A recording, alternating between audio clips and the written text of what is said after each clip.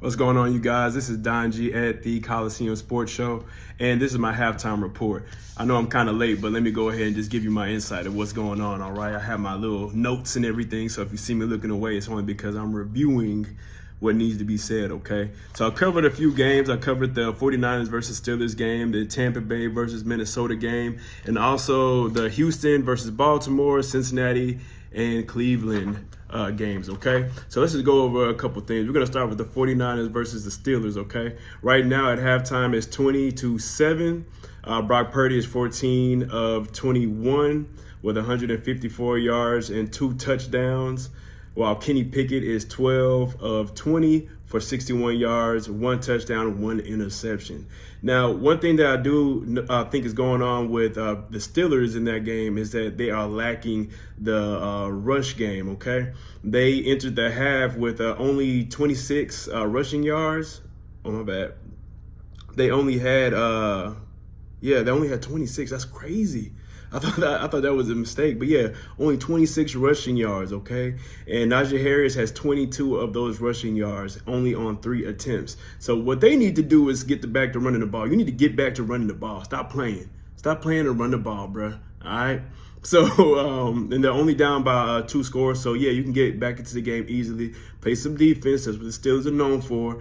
They have a great coach. They can play some defense. You guys need to run the football. Get back into the game. And I like the way you guys went ahead and took advantage at halftime in order to bring it within 2 scores, okay? So, like I said, at halftime, the 49ers are up 20-7. The 49ers are looking good. I can't believe I'm saying that. Oh, my gosh.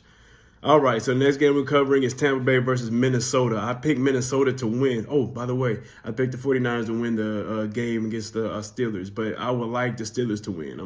I don't like the 49ers. I don't like the Steelers either, but I definitely don't like the 49ers, and y'all know why. But anyway, the next game is Tampa Bay versus Minnesota. Right now it is 10-10. Baker Mayfield is 6 of 15 with 63 yards, 1 touchdown, 0 interceptions. Not a bad game. He could do better, but he's like less than 50%. Like you gotta bring that up, player. Kirk Cousins is 22 of 29 for 273 yards, 1 touchdown, 1 interception. I mean, you can get 1 interception if you balling like that. I mean, goodness gracious. But the thing that's killing them and keeping Tampa Bay in the game is that they only have 30, it looks like what, 24 rushing yards? Like, come on, bruh. Come on, man. Y'all got to have more faith in Madison than that, man. I mean, Jesus, man. You got to slow that game down. You got to keep Tampa Bay off the field. You know what I'm saying? So if I were you, I would go ahead and once again pick up the running game, man. Y'all have only 24 rushing yards, man. And as you can see, Baker Mayfield barely has any yards, and they're still in the game. You know what I'm saying? So y'all got to pick it up, man. Slow down the game.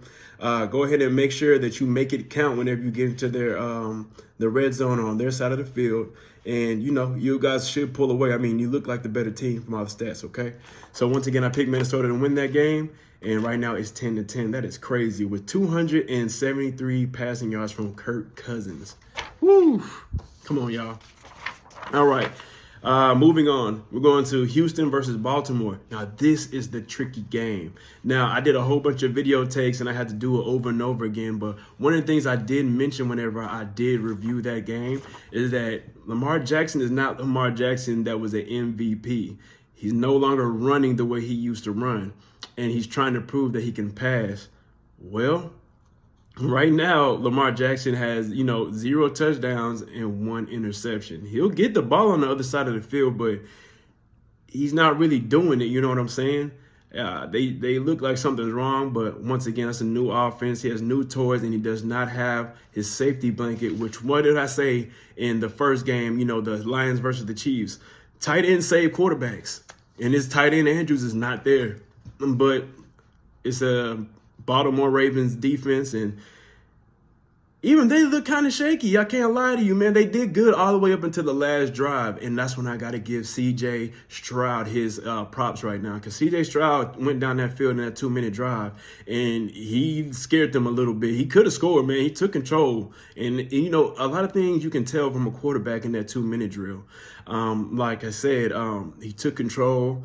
He slowed it down. He didn't make any bad decisions, and they were in position to score. They got a field goal out of it, but they could have scored on that. He was in rhythm. And one thing about football I want to tell you guys is that it's a lot about rhythm. A lot of things in life is about rhythm. And once you feel it, you got to know how to step on the neck. You know what I'm saying? This is now time for the deep ball. This is time to check it down. This is the time to take off and run with it. This is the time to not take a sack. That's all rhythm, and you got to feel it. And I feel like he had a nice feel for that game. So shout out C.J. Stroud to keeping his team in the game, 6-7. That is not bad. But on both sides of the ball, they can both rush the ball some more. I mean, your running back in Dobbins for Baltimore only has 22 yards. What is that about? He has a touchdown, but only 22 yards and a half? Come on now, y'all a rushing team. Pick it up, baby. Also, Pierce for Houston, help out your quarterback, man. He's a young quarterback. You only have 26 yards. What's up with all these running backs barely getting touches, man? Is this a theme going on? Are we not showing the running backs love? Like, y'all want to win, so now we go show you we don't need you? It's crazy, man. That's crazy. So, once again, Houston versus Baltimore, 6-7. I did choose Baltimore to win, but right now, for you to be in a 6-7 game against the Houston Texans with a new rookie quarterback, that kind of is shaking me right now. But I'm going to stick to it. Baltimore is going to win, in my opinion. They should. They have the veteran quarterback and the better defense. All right, and finally, the last game that I covered was Cincinnati versus Cleveland. I picked Cleveland to win this game. And I didn't even know that it was raining. But it looks like Cleveland took advantage or is taking advantage of it rained. And Joe Burrow looks kind of iffy. He's less than 50%. Joe Burrow is 6 of 14. He looks like Baker Mayfield. Only 36 yards, 0 touchdowns, 0 interceptions. That is not good. Now, they are rushing the ball. They have 63 yards rushing. Joe Mixon, you got a little big mix, baby. You got a little big mix. But, yeah. They are rushing the ball, but they ain't getting nothing done. Joe Burrow got to step up. I thought you were a top 5 quarterback, baby. And I told y'all last year it wasn't really their year. He only really had one great year that you could put him up in the top 5. You know what I'm saying? So, hey, it is what it is. But Watson is doing his thing. I mean, he's at 50%. He's 10 of 20 for 85 yards, 0 touchdowns, and 0 interceptions. But he does have 1 rushing touchdown, which is good. He did something. He has them up right now. I forgot the score. I think it's 0 to 10. So 0 to 10 right now. I didn't write that down. That's not that good. But I believe it's 0 to 10. And they are running the ball. It looks like Chubb has 59 rushing yards.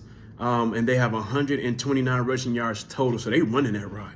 It don't matter. We see it's raining. We're going to be smart. We're going to run that rock, and they running it good. So both of these teams are running the ball.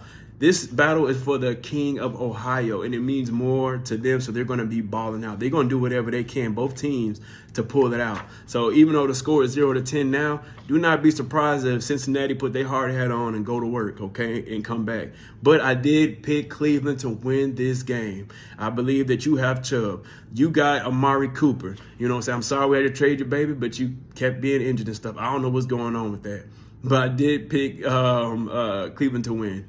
And it is looking like I'm about right on that. So, hey, this has been the Halftime of Sports at the Coliseum Sports Show, where I call them as I see them. And so far, I look pretty right. I like my picks. You know what I'm saying? Tell me what you guys think. I'll catch you at the end of the games. All right.